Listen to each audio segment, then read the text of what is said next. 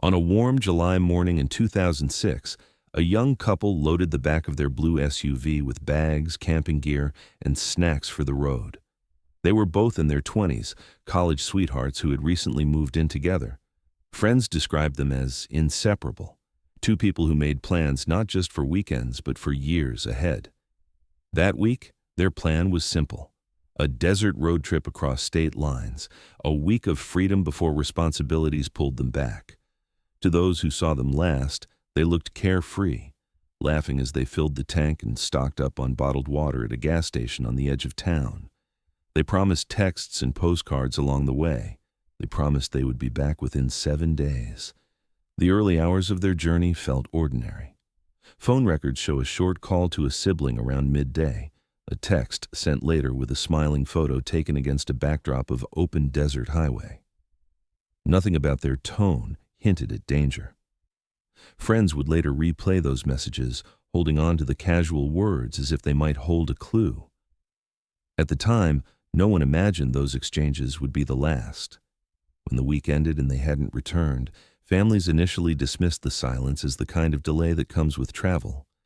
Maybe they decided to extend the trip.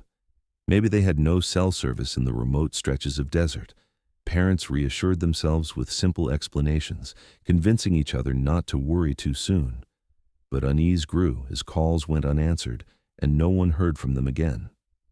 The text chains went quiet, voicemails filled, and their absence began to feel heavier with each passing hour. By the second day beyond their expected return, concern turned into panic. Friends began calling each other, confirming no one had seen them. Parents checked with co-workers, neighbors, even local hospitals. Nothing. They hadn't turned up at work, hadn't contacted anyone, hadn't withdrawn money or used a credit card. Their trail simply stopped. What should have been a week-long trip was now stretching into silence. The worry was no longer something that could be pushed aside. Calls to police followed, but with no sign of foul play and no known destination beyond a road trip, officers had little to act on. They were adults, and adults sometimes disappeared for a few days. But family members knew their habits.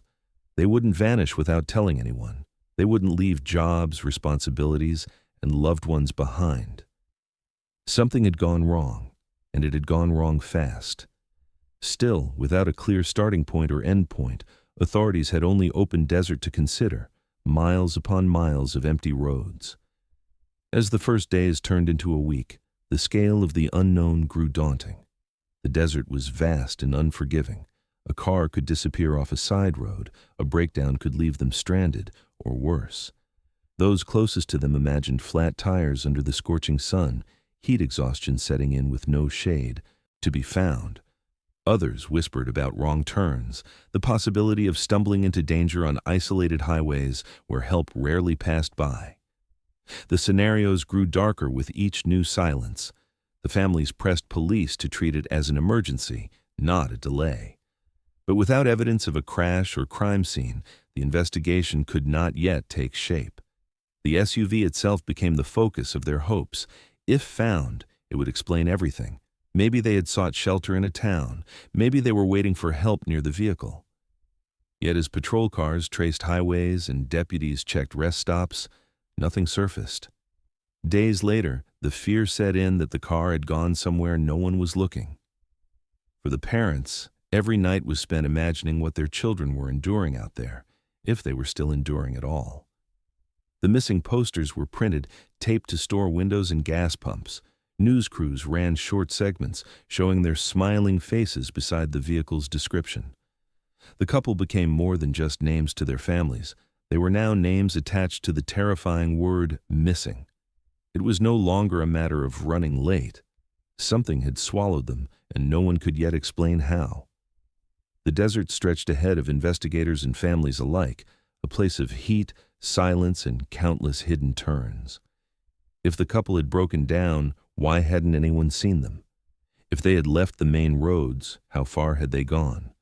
Each question led to another, none of them ending with certainty. The first chapter of their disappearance closed not with answers, but with a haunting realization.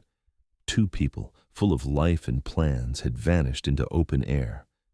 And the search to find them was only just beginning. Deputies were dispatched to every stretch of highway that cut through the desert. They drove for hours beneath the punishing sun, scanning shoulders and washes, expecting at any moment to find the missing blue SUV abandoned or overturned. Patrol units checked every rest stop, every gas station that might have logged a credit card transaction, but nothing showed up.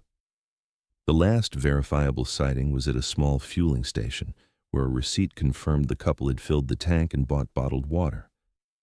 Beyond that stop, it was as if they had vanished into the heat shimmer of the road. Truckers who ran the interstate regularly were interviewed one by one. Many knew the stretch well, describing the dangerous sections where drivers sometimes drifted into the desert or where sudden dust storms could blind an unsuspecting motorist. But not a single driver recalled seeing the SUV. Some insisted they would have noticed, the way long-haul drivers come to remember vehicles that share their route for miles. Others admitted that after a while, the desert road became a blur, and one car was impossible to distinguish from another. Investigators pushed for details, but no one had anything useful to give. The trail ended the moment the couple left the gas station parking lot.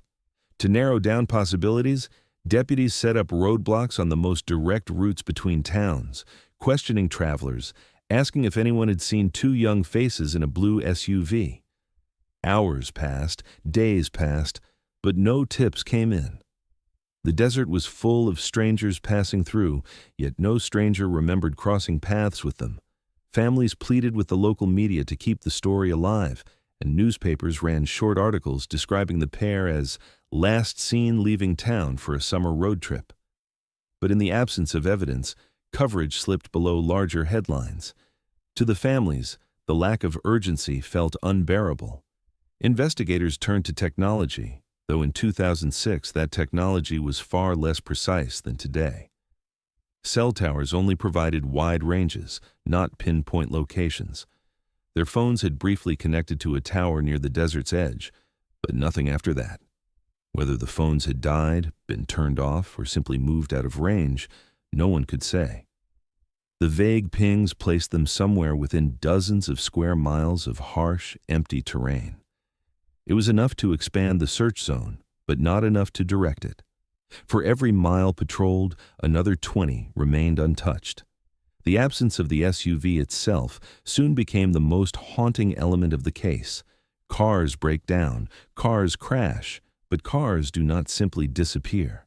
Deputies considered the possibility of theft, but no reports of abandoned vehicles matching its description came from impounds or highway cleanups. Insurance records offered no clues. Neighbors had not seen it return to the apartment complex. It was as though the vehicle had driven off the map, swallowed by sand and silence. Families called daily, desperate for updates, but investigators had little more to share than speculation. One officer suggested they might have taken a side road that led deep into unmarked desert. Another mentioned the possibility of foul play, bandits, a carjacking, or someone they might have unknowingly picked up. With no physical evidence, every theory held equal weight. That uncertainty kept the families in a cycle of hope and dread, never knowing if they were searching for survivors or bodies. The mother of the young woman later described those first weeks as living in a state of suspended time. Every knock at the door could be news, every phone call a potential answer. She barely slept, keeping the TV tuned to local stations in case her daughter's face reappeared. The father of the young man grew frustrated with law enforcement, accusing them of moving too slowly. He drove the highways himself, scanning for skid marks, walking arroyos with nothing but a flashlight, convinced that if he looked long enough, he would find some trace. Both families lived in the constant swing between action and despair. With no witnesses and no recovered vehicle, the investigation stalled quickly. Detectives admitted privately that without a starting point, every hour that passed made the odds of locating the couple smaller. The desert could hide anything, and in its vastness, a single SUV was as invisible as a grain of sand. Families gathered for nightly vigils, holding photos and candles, vowing not to let the story fade. But even among them, the silence pressed in. The couple had left behind no digital trail, no cries for help, no traceable route. They had entered the desert, and after that, the record simply ended. As the days dragged on with nothing discovered, the case settled into the first stage of what would become years of haunting uncertainty. Police kept the file open, but with no crime scene to investigate and no clear evidence of an accident, there was little they could do but wait for a chance discovery. Families clung to the smallest possibility that someone might still come forward with a memory or that the SUV might still be found along some forgotten road. But for now, the desert held its secret tightly, and the young couple's journey had ended in silence. Helicopters were brought in within the second week, their blades thundering across the empty sky as search crews scanned miles of desert floor below. From above, the terrain looked endless, a sea of sand and stone broken by dry washes that snaked between low ridges. Spotters leaned out, searching for anything out of place, fresh skid marks, the glint of metal, or even the faint outline of tire tracks veering off the road. Each flight ended with nothing. Hours of airtime yielded no trace of the blue SUV. It was as if the vehicle had been erased from the desert itself. On the ground, deputies and volunteers pushed deeper into arroyos, dry gullies where water once flowed but now only carried dust. They moved slowly, following trails where other cars had gone off-road before, hoping the couple had made a wrong turn and stalled somewhere out of sight. The heat was unrelenting, rising past 110 degrees in the shade, if shade could even be found. Searchers carried gallon jugs of water, drinking constantly, yet still reported dizziness and exhaustion. If they were suffering after hours, investigators knew 2 people stranded without supplies wouldn't have lasted long. That reality made the silence more suffocating. If the couple was out there, time had already run out. Volunteers covered miles with the help of ATVs, pushing across rough dirt tracks. Dust filled their throats, sunburn seared their skin, and still they pressed on. The search had become a community effort. Strangers, ranchers, and locals with knowledge of the desert terrain offered their time. Families of the missing couple joined in, walking side by side with deputies, calling their names into the wind. Each time they crested a ridge or turned into a dry canyon, they braced themselves for discovery, whether hopeful or grim. Each time, they found nothing. As days stretched on, theories grew louder. Some believed the couple had simply taken the wrong road and vanished into terrain few travelers ever reached. Others whispered darker ideas, that they had been carjacked, their SUV taken far across the border. Rumors spread about strangers on the highway, mysterious hitchhikers, or suspicious trucks that might have followed them. Without evidence, the theories were impossible to confirm, but they kept families locked between hope and horror. Even whispers of the couple staging a disappearance were floated, though those closest to them dismissed the idea outright. They had jobs, families, a life they were building. There was no reason to vanish voluntarily. Investigators began cataloging possible hazards. There were dozens of side roads leading into old mining areas where vehicles had vanished before.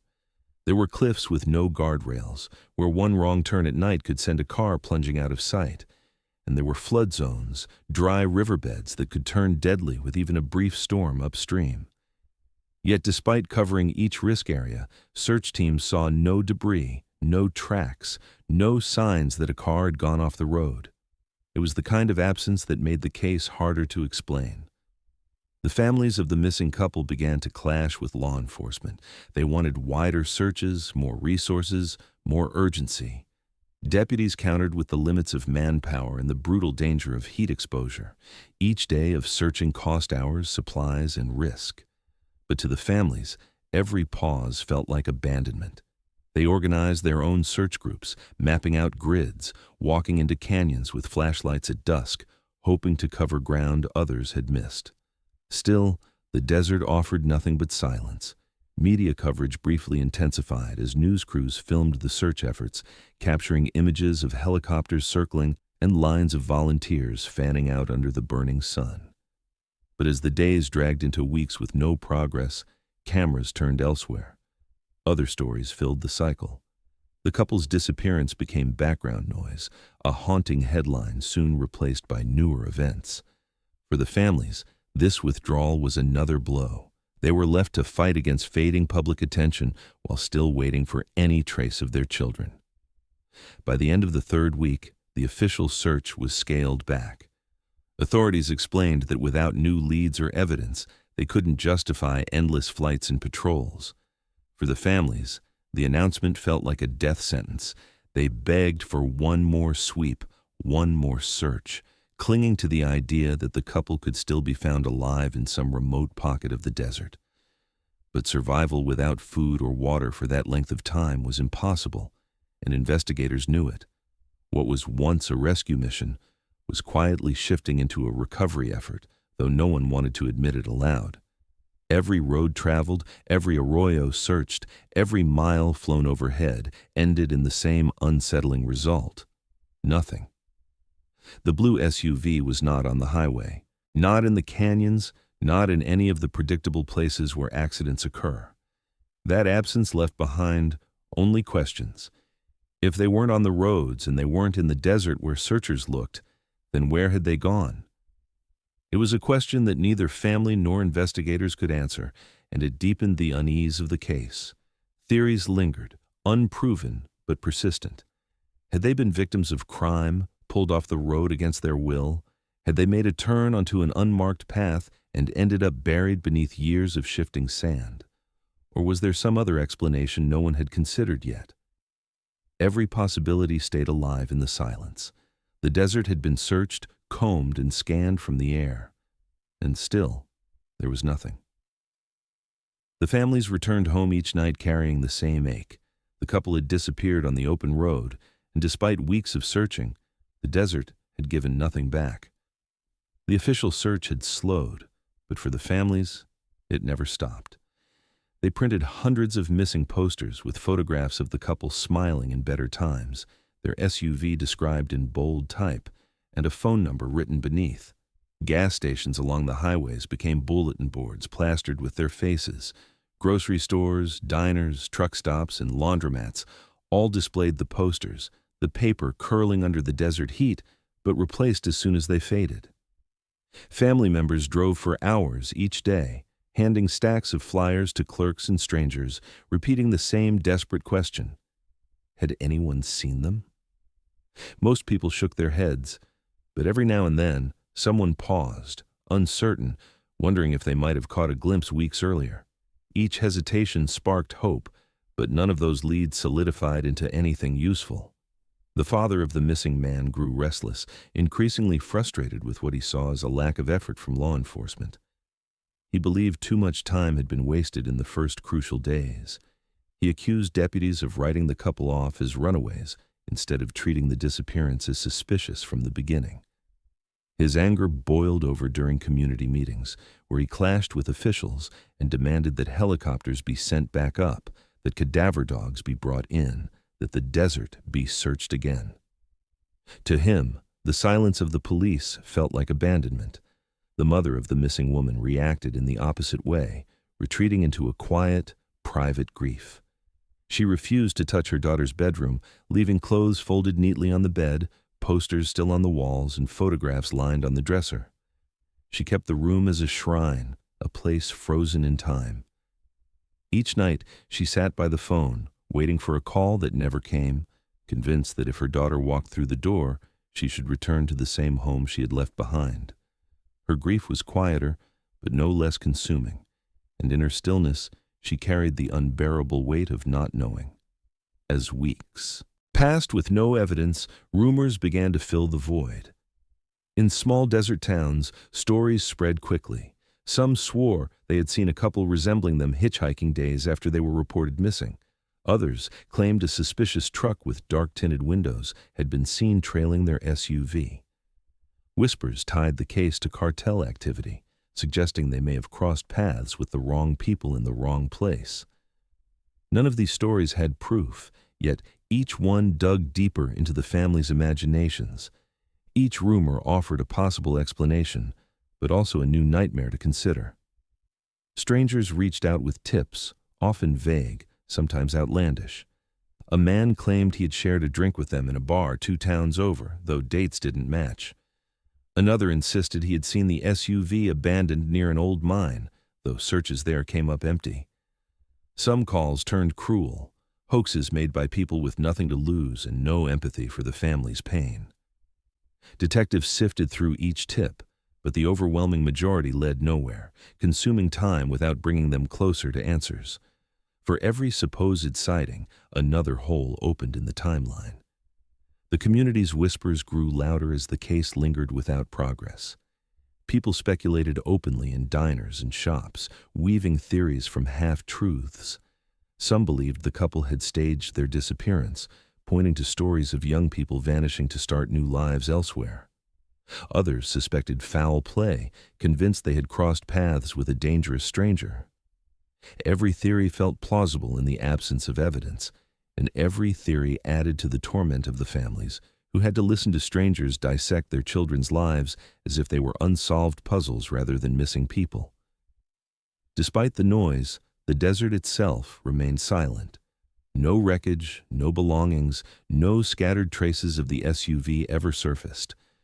Ranchers who knew the land well insisted that if the car had gone off a road nearby, someone would have found it by then. This only deepened suspicions that something darker had occurred, that the vehicle had been deliberately hidden or driven far beyond the search zone. Still, investigators could not confirm any of it, and without proof, every possibility had to remain on the table. The families pushed forward, holding vigils with candles and prayers, refusing to let the memory of the couple fade from the public eye. Each gathering carried the same plea. Someone had to know something. They hoped that by keeping the story alive, a passerby or local resident would finally remember the detail that could break the case. Yet night after night, they went home with nothing but the echo of unanswered questions. Months after the disappearance, the posters still hung in gas stations, now sun-bleached and torn. They had become part of the landscape, overlooked by most who passed by, but still carrying the weight of absence for those who recognized the faces. For the Afa families, the posters were a reminder of how quickly a life could disappear without explanation, how easily two people could be erased from the world while the desert kept its secrets. Each rumor that surfaced ended the same way, with no evidence, no closure, and no answers. But the human mind refuses to accept silence. Whispers grew into theories, and theories hardened into conviction. To this day, those early months remain marked by a single haunting fact. Despite all the searching, all the pleading, and all the rumors, not a single piece of evidence had surfaced. The couple had disappeared into the desert, and the desert had given nothing back. Months became seasons, and seasons slipped into years. At first, detectives still made routine calls to the families, updating them on tips that trickled in, but by the second year those calls slowed to a stop. Investigators rotated to new departments, transfers came and went, and with each change the case lost urgency. The once active file was placed among dozens of others in a cabinet marked unsolved, and the couple's names became entries on a database, frozen in time, cataloged but untouched. Without new evidence, the momentum that had carried the search drained away. For the families, life split into two worlds, the one that moved forward, where jobs and bills demanded attention, and the one forever anchored to the night their children vanished. Holidays became reminders of absence. At Thanksgiving, chairs were left empty at the table. On birthdays, candles were lit but never blown out. Parents continued to buy small gifts they never gave away, tucking them into closets like offerings for a return that never came. Each family grieved in their own way, but grief always circled back to the same question. How could two young lives vanish so completely without a trace? In the desert towns near where they were last seen, the story lived on in whispers. Locals spoke about the missing couple the way people speak about half-remembered legends. Truck drivers told newcomers about the two who left the gas station and were never spotted again. Travelers who pulled onto the lonely stretch of road sometimes recalled the story with unease, glancing at the horizon as if half expecting to see the missing SUV materialize out of the heat. Over time, the road itself gained a reputation, a ghost stretch, cursed by what it had taken and never returned. Detectives who had worked the case carried their own frustration. One admitted years later that the silence haunted him, that he could not reconcile the lack of evidence. He had expected, at the very least, that a hiker or rancher would stumble upon remains, that the desert would eventually surrender some fragment of truth. But year after year, nothing surfaced. No bones, no license plate, not even a scrap of fabric. It was as though the desert had conspired to hide every trace. For investigators accustomed to solving cases with evidence, this one became a weight they couldn't put down. Theories survived in the absence of facts. Families clung to the possibility of foul play, convinced that the couple had been victims of someone who knew how to conceal them.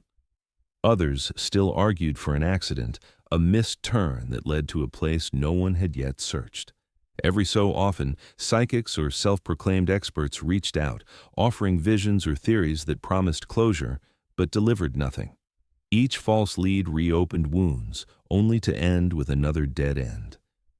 The cycle of hope and disappointment hardened into a rhythm the families came to dread. The passage of time did not dull the obsession. The father of the missing man still drove the desert roads on weekends, retracing the paths he had searched years earlier. He would park on overlooks and stare into canyons, imagining the SUV hidden beneath sand and stone. The mother of the young woman preserved her daughter's room, refusing to alter it even as dust settled on the furniture. She said it was the only place where her daughter still felt alive. Friends who had once joined the searches drifted back into their own lives, but for the parents, the absence never stopped shaping every day.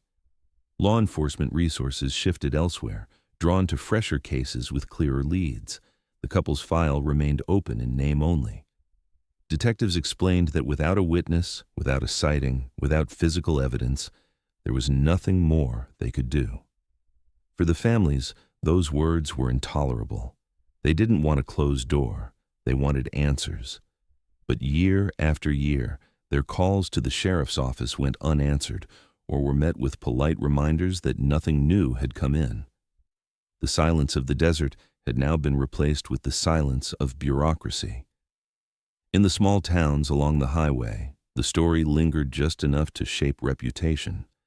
Some locals refused to drive the road after dark. Tourists passing through asked about the missing couple, pointing to faded posters that still clung to telephone poles.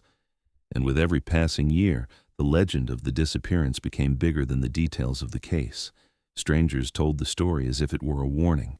People vanish out here, and sometimes the desert keeps its secrets forever. For the families, time offered no comfort. The case had cooled, but grief never cooled with it. They had lived through 5 years, then 10, then more, without hearing their loved ones' voices. And yet the lack of closure meant that no matter how many years passed, they could never truly say goodbye. They carried on in a state of suspended mourning, haunted by the knowledge that somewhere, perhaps just out of reach, the truth remained hidden. And then, nearly 2 decades later, when most believed the desert had buried its secret for good, something would finally surface. An answer no one had expected, buried under years of silence and sand. In the summer of 2025, the desert finally broke its silence.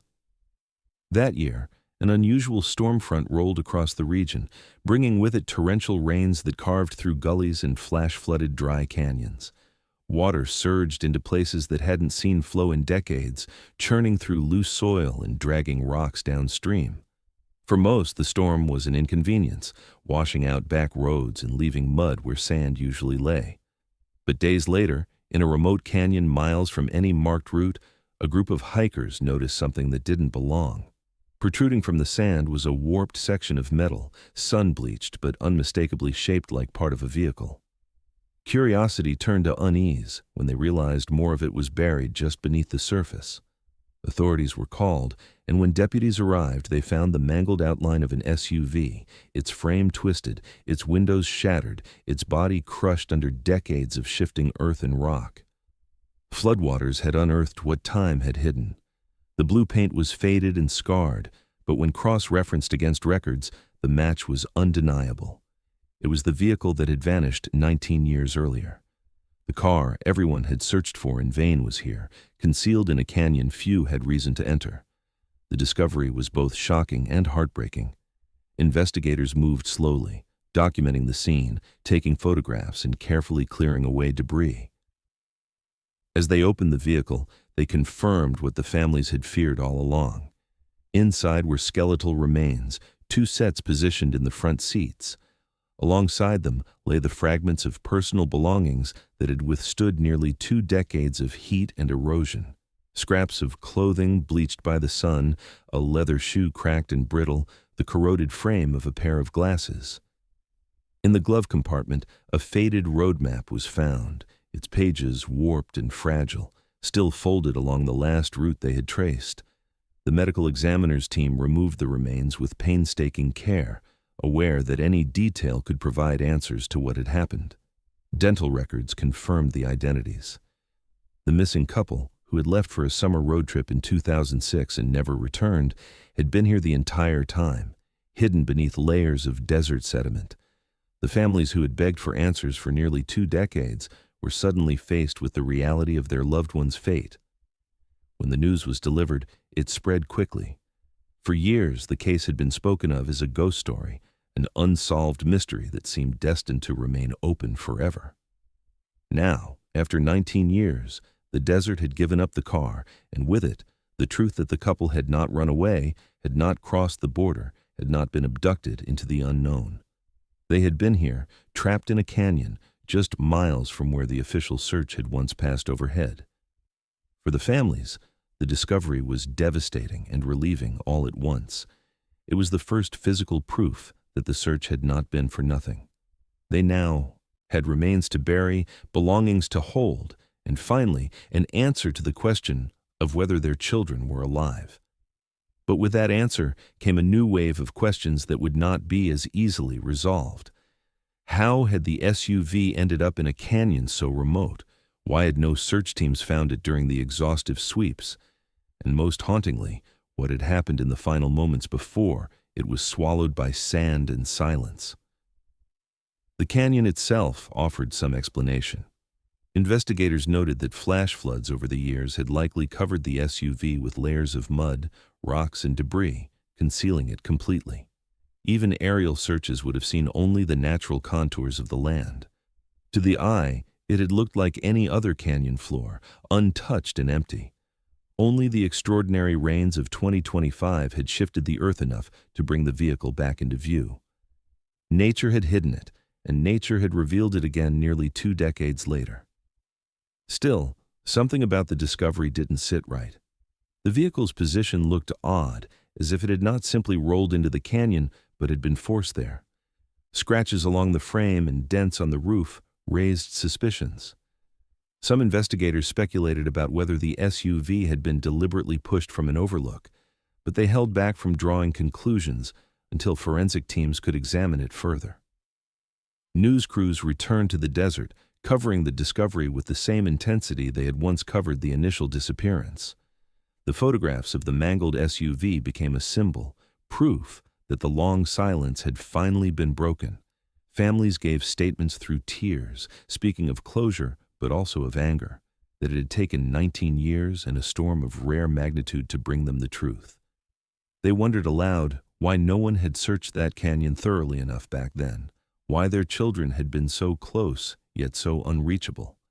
As the wreck was transported out of the canyon on the back of a flatbed truck, investigators promised a full analysis of the vehicle and remains. The families held their breath, waiting for answers about what had happened in those final moments. 19 years of silence had ended in a single discovery, but the silence of the desert was now replaced by a new kind of tension, the possibility that what had been found wasn't just the site of a tragic accident, but the scene of something darker. Detectives treated the discovery not as closure, but as the reopening of a case that had lingered for nearly 2 decades. The SUV, battered and half-collapsed, was winched carefully out of the canyon and transported to a secure facility where forensic teams could begin the slow work of piecing together what had happened. Every step was photographed, every angle recorded. Investigators knew they were working against time, not in the sense of urgency, but in the sense that 19 years of exposure had erased much of what might once have been obvious. What remained were fragments, clues scattered in metal, bone, and sand. The first confirmation came quickly. Dental records matched both sets of skeletal remains to the missing couple. Their families, who had lived for 19 years in the limbo of uncertainty, now had the truth that their children had not survived. But even with identification, the mystery deepened. Both skeletons were found in the front seats of the SUV. There was no evidence either had been thrown from the vehicle or trapped in the back. Yet when investigators examined the dashboard, they found that neither of the airbags had deployed. It suggested that whatever sent the SUV into the canyon may not have been a traditional collision. The car had crashed, but the absence of deployed airbags raised questions about how. Inside the vehicle, the heat and years of flooding had warped and destroyed much of what was once there. Still, fragments told part of the story. Plastic water bottles had melted and fused to the floor mats, suggesting the vehicle had sat for a time under scorching heat before the canyon's floods buried it. A road map was discovered torn along one fold, stained with dirt and water damage. Investigators unfolded it carefully, noting faint pen marks highlighting possible routes. The markings ended near the area of the canyon where the SUV had been found, though the ink had bled too much to be certain. Most intriguing was the discovery of a damaged camera wedged between the seats. The casing was corroded, the film inside ruined by years of water and heat. Forensic specialists attempted to salvage what they could, but the negatives were too far gone. Whatever images had been captured in the final days of the couple's trip were lost forever. Investigators could only speculate whether the camera had held snapshots of desert landscapes, moments of joy, or even the final signs of distress. The camera became less a source of answers and more a symbol of how close the truth might have been, only to be destroyed by time. Attention turned to the SUV itself. The undercarriage bore deep scrapes inconsistent with a slow slide. Some investigators believed the car had been forced down from an overlook, rather than having simply veered off course. The positioning of the wreck suggested it hadn't rolled naturally, but had landed heavily, nose first, before being buried by decades of floods. That detail reignited suspicions that the couple might not have died by accident. If the SUV had been pushed or forced off the road, then what seemed like a tragic accident could, in fact, have been a concealed crime. The forensic team struggled with another question. How could a vehicle of that size remain hidden for so long when search efforts had once been so thorough? Helicopters had flown overhead, deputies had combed the area, volunteers had scoured canyons. Yet the SUV had been there all along, obscured beneath layers of sediment. Specialists explained that flash floods can bury objects entirely, creating what looks like a natural canyon floor. Unless searchers knew precisely where to look, the car would have been invisible, even from the air. The families were told that nature itself may have conspired to hide the truth. For the parents, those explanations provided little comfort.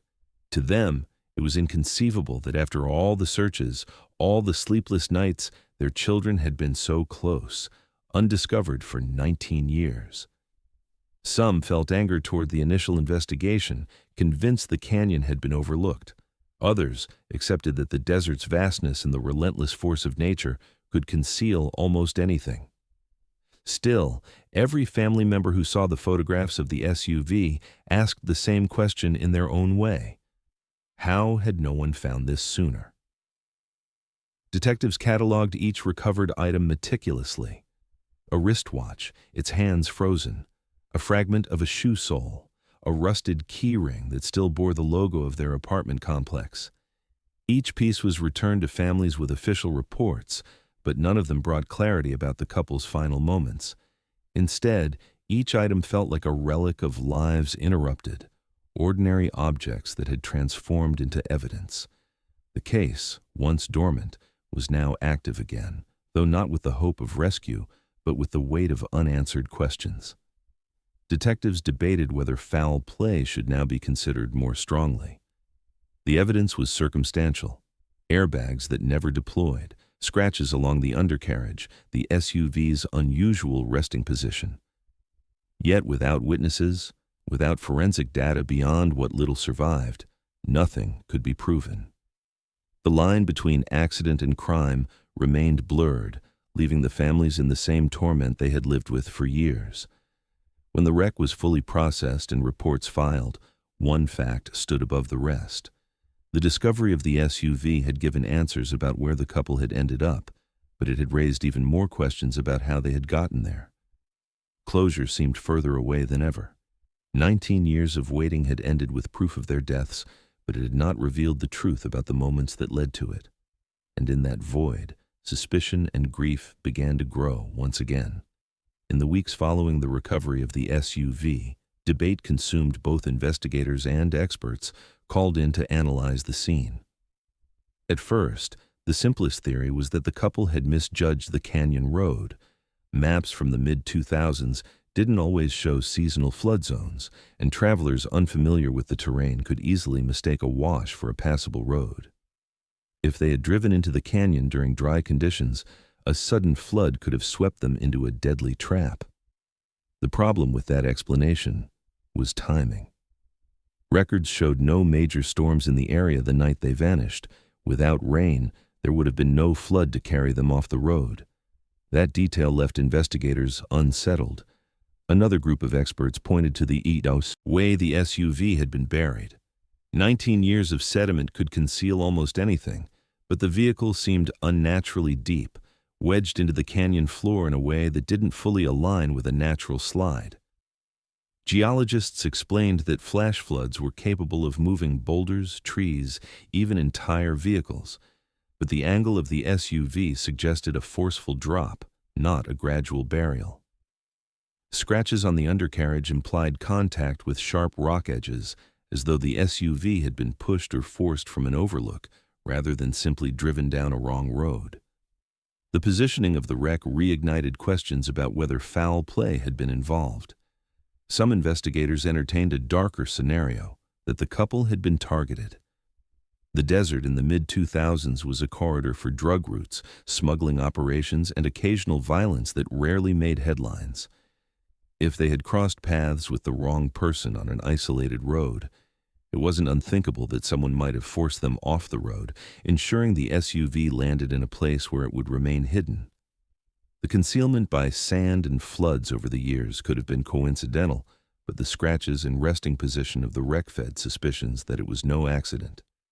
Still, without physical evidence, no bullets, no blunt force trauma visible on the skeletal remains, those suspicions remained speculative.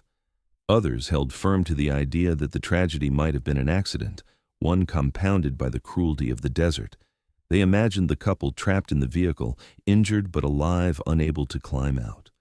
With cell phones rendered useless in that remote canyon, they may have spent days waiting for help that never came. The melted bottles and torn maps suggested they had been prepared for travel, but not for disaster. In this version of events, their survival stretched for hours or days before the desert heat finally claimed them. It was a possibility that haunted the families most, the thought of their children suffering alone, within reach of rescue but hidden from sight. Debate extended beyond official channels. Online forums dissected every piece of available information, with armchair detectives offering their own theories. Some argued the couple had staged their disappearance, pointing to the odd fact that both were still in the front seats, suggesting they hadn't been on the move when tragedy struck. Others dismissed that as coincidence, noting that 19 years of shifting soil could have altered their positions. Conspiracy theories flourished, claiming that authorities had overlooked evidence deliberately, or that the SUV had been moved after the fact. The internet became a breeding ground for speculation, but none of it produced answers. For the families, the theories were almost unbearable. They had spent 19 years without knowing, and now, instead of a clear truth, they were given competing narratives. One parent clung to the accident explanation, saying it was easier to imagine a tragic mistake than to accept that someone had deliberately killed them. Another parent couldn't let go of the possibility of foul play, pointing to the odd details that didn't add up. Theories became battlegrounds for grief, each one carrying its own version of suffering. Detectives tried to steer the discussion back to the evidence, but the evidence itself was ambiguous. The airbags that never deployed, the odd placement of the vehicle, the lack of storm records, all of it contradicted the straightforward story of a wrong turn gone wrong. Yet the absence of weapon marks, the lack of outside DNA, and the natural forces of the desert all supported the possibility of an accident concealed by time. The case became a paradox, one where every answer pointed to more questions.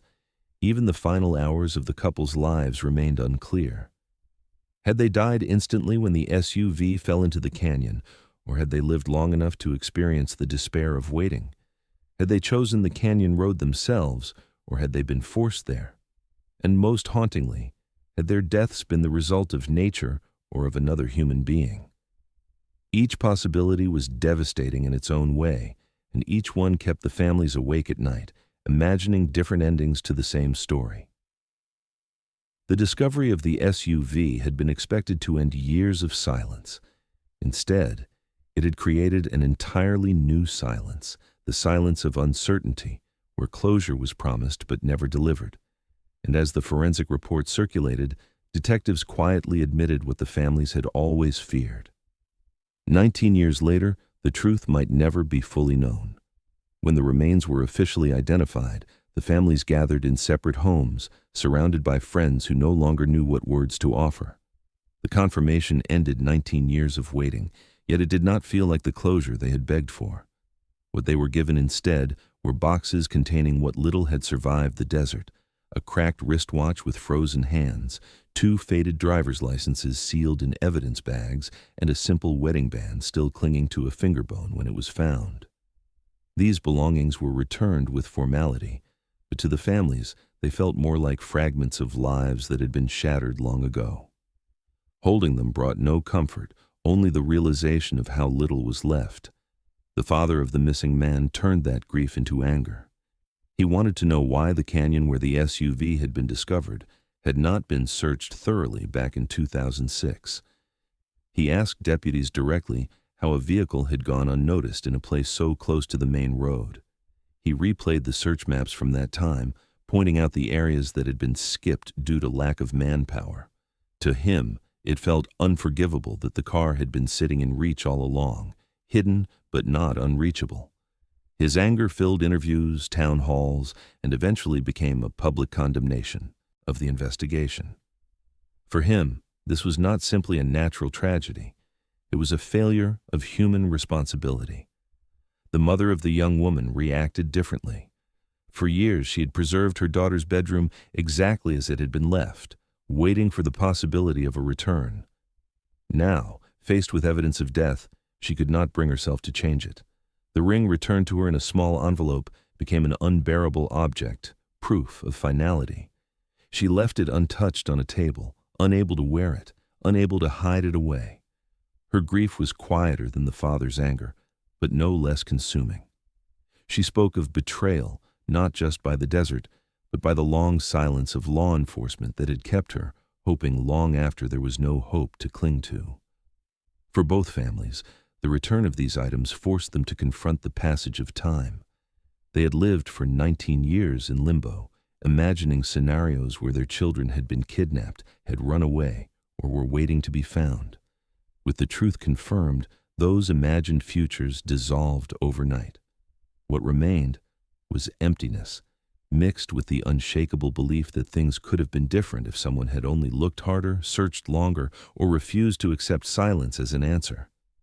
Community members who had once volunteered in the original search reached out, offering apologies, but even their words sounded hollow. Some admitted they too had driven past that canyon countless times, never realizing it concealed the truth. Others reminded the families that flash floods had hidden the SUV, that no one could have seen it then. But these explanations did not soften the weight of 19 lost years. For the families, every excuse sounded like an admission of failure, and every detail about missed opportunities reopened wounds that had never healed. Investigators tried to frame the discovery as closure, Press conferences highlighted the challenges of desert terrain, the power of flash floods, and the reality that nature can erase evidence for decades. Yet, even as officials spoke, reporters noticed the families standing silently, not nodding in agreement, but staring with the hollow gaze of people who had waited too long for too little. Closure was not what they felt. What they felt was abandonment, a sense that their loved ones had been forgotten in filing cabinets and databases while their bodies lay buried just miles from a highway. As funerals were finally held 19 years late, the ceremonies carried a strange duality. There was grief for the lives lost, but also fury at the time that had been stolen. Families placed the returned belongings in caskets, letting them rest with the remains, as if trying to restore some fragment of dignity to what had been lost. The services drew both old friends and strangers who had followed the case, each one grappling with the unsettling reality that such a mystery could exist in plain sight for so long. Yet even after the burials, questions hung in the air. Why had both of them remained in the front seats? Why had the airbags never deployed? Why had no one found the SUV when search helicopters had flown directly over the area? These unanswered questions turned mourning into obsession once more. The desert had finally given up the car, but it had not surrendered the truth. And as the families tried to move forward, they faced the same silence they had endured for nearly 2 decades, a silence that no storm could wash away and no discovery could ever fully break. When the final forensic reports were released, they carried more weight than answers. Specialists who had studied the wreck piece by piece noted irregularities that could not be ignored.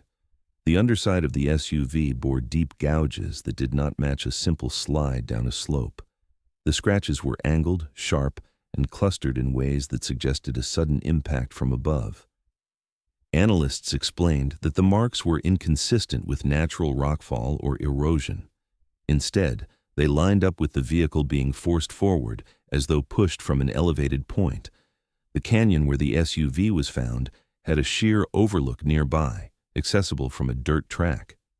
Investigators began to ask whether the couple had been driven there against their will, forced to the edge, and left with no chance of escape. This theory unsettled even the most seasoned detectives.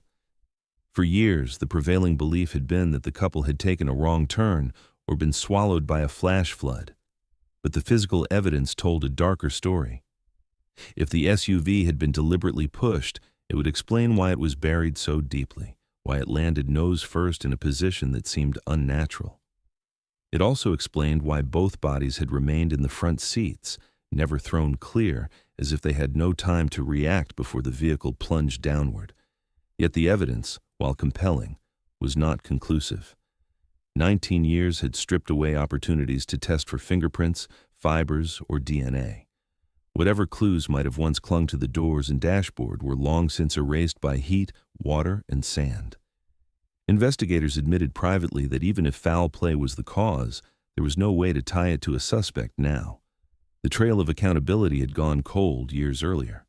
Forensic science could point to possibility, but it could not name the person who had been at the edge of that canyon the night the SUV went over. For the families, the report was devastating. The official record still listed the deaths as the result of an accidental crash, but detectives admitted in quiet conversations that they believed otherwise. The parents were told that there were signs of human involvement, but that the evidence was too degraded to bring charges or even open a formal homicide case. It was the kind of answer that solved nothing, replacing uncertainty with suspicion and ensuring the grief would never resolve. They had asked for closure, but what they received was confirmation that their children might have been murdered and that justice would never come. Anger surfaced once again. The father of the missing man stood before reporters and said he believed someone had killed his son and future daughter-in-law, pushing them into a canyon where no one would find them. The mother of the young woman echoed his words in quieter tones, telling friends that the world had moved on while a killer still lived free. Their anger was not only directed at the unknown perpetrator, but also at the years of silence from investigators who had once assured them there was no crime to solve. To the families, Those reassurances now felt hollow, a sign that 19 years of potential evidence had been lost. In the desert towns nearby, the story reignited old whispers. Some residents recalled seeing strange vehicles on back roads around the time of the disappearance. Others dredged up rumors of criminal activity in the region, of people who knew how to make problems vanish in the canyons. None of these stories could be confirmed, but they fed into the suspicion that the couple had been victims of something darker than misfortune. The discovery of the SUV no longer stood as the tragic end of a long mystery. It had become evidence of a crime that would never be solved. Detectives acknowledged this in their own way. Off the record, some admitted that the case troubled them more than others. They had recovered the bodies, they had studied the wreck, and yet they were left with a conclusion that could never be written into official files. They believed someone had forced the couple into that canyon, but belief without proof meant nothing in court. The families were left with a truth they could feel, but never prove, and a wound that time could not close. As the SUV was locked away in storage and the final reports filed, the desert returned to silence.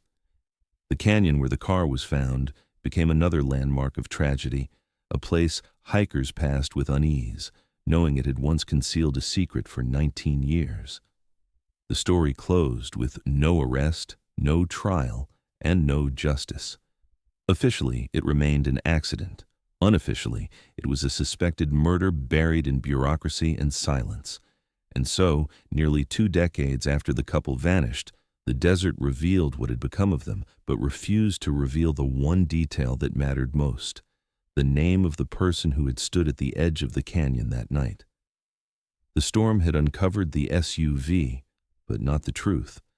The families were left to carry a final, unbearable reality. The desert may have given up its secret, but it still kept the killer's name.